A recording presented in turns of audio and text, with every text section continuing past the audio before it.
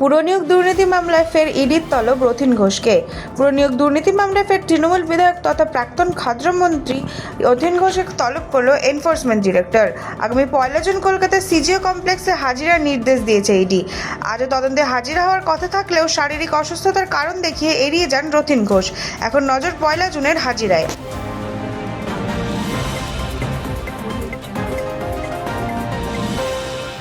জনতার দরবারে উপচে পড়া ভিড়। বিজেপির দফতরে দাবিপত্র হাতে চাকরি প্রার্থীরা।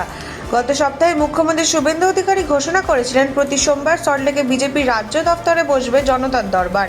আর প্রথম দিনই সেই কর্মসূচির চোখে পড়ল উপচে পড়া ভিড়। চাকরিহারা শিক্ষক থেকে সাধারণ মানুষ নিজেদের সমস্যা, অভাব, অভিযোগ আর দাবি নিয়ে হাজির হন বহু মানুষ। মুখ্যমন্ত্রীর হাতে দাবিপত্র তুলে দিতে বিজেপি দফতরের সামনে ভিড় জমান চাকরি প্রার্থীরা। ভিড় নিয়ন্ত্রণে রাখতে বন্ধ করে দিতে হয় রাজ্য বিজেপি দফতরের মূল গেট। সরকারি উদ্যোগে সরাসরি মুখ্যমন্ত্রীর কাছে অভিযোগ জানানোর এই কর্মসূচি ঘিরে রাজনৈতিক মহলে শুরু হয়েছে জোর চর্চা।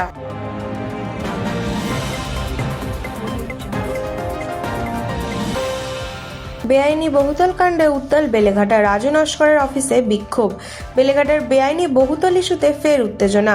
তৃণমূল নেতা তথা প্রমোটার রাজু নস্করের অফিসের সামনে বিক্ষোভ দেখালেন স্থানীয় বাসিন্দারা।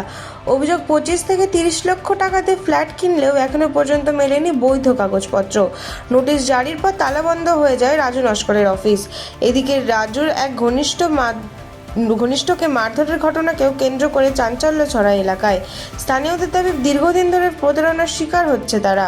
অন্যদিকে কলকাতা পুরসভার তরফে রাজু নস্করকে আরও 2টি আবাসনে নোটিশ পাঠানো হয়েছে। উল্লেখ্য, গতকালই তার 2টি বেআইনি নির্মাণে বুলডোজার চালানো হয়।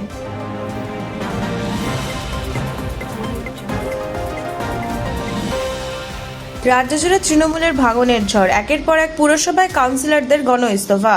রাজ্যের একাধিক পুরসভার তৃণমূল কংগ্রেসে বড়সড় ভাঙনের ছবি। ভাটপাড়া পুরসভার চেয়ারম্যান সহ 30 জন কাউন্সিলর ইস্তফা দেওয়ায় রাজনৈতিক মহলে তীব্র চাঞ্চল্য তৈরি হয়েছে। একই সাথে গারুলিয়া পুরসভার 11 জনের মধ্যে 10 জন তৃণমূল কাউন্সিলর পদত্যাগ করেছে বলে খবর। উত্তর ব্যারাকপুর পুরসভাতেও ধাক্কা শাসক দলে।